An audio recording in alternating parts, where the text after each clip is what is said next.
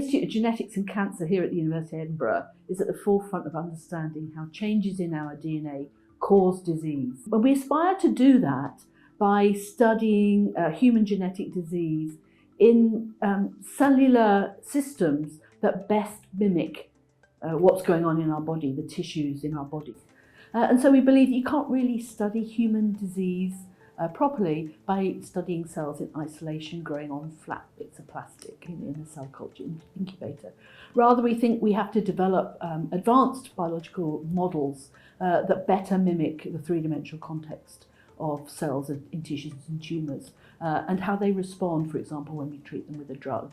And that's what 4D cellular medicine is. It's developing cellular models of disease that are three-dimensional and that we can study over time. This is the culmination of a journey over a number of years to realise a vision to bring together research that was existing in 3 separate buildings on this site and to bring them into one facility that physically and intellectually linked everyone together into the one space.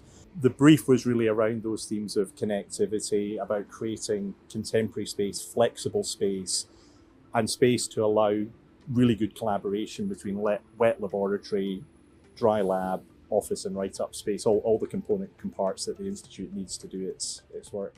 So the Institute of Genetics and Cancer is an £18 million investment by the university in world-class facilities for research into human disease.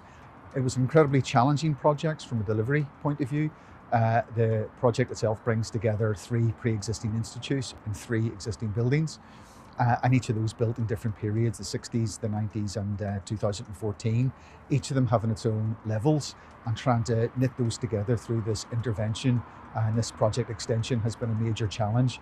From a net zero point of view, we have invested in air source heat pumps to heat the new extension, and along with our Usher Institute building, this represents a new technology and very much aligns with our net zero credentials.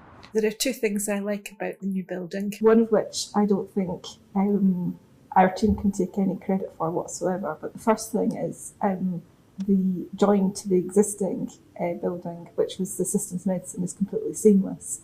So we know there's a new building, but I think the public will quickly forget that frontage hasn't been there along Crewe Road all the time. So I think that's credit to the architects for that particular genius. And the second thing is, I think it's fantastic to have labs at the front of the building representing the work we do. Okay, the building's for DCM, but it's a snapshot of everything we do across the Institute. So it's really nice to have that front and centre. I feel we are able to provide a much more suitable environment for our researchers.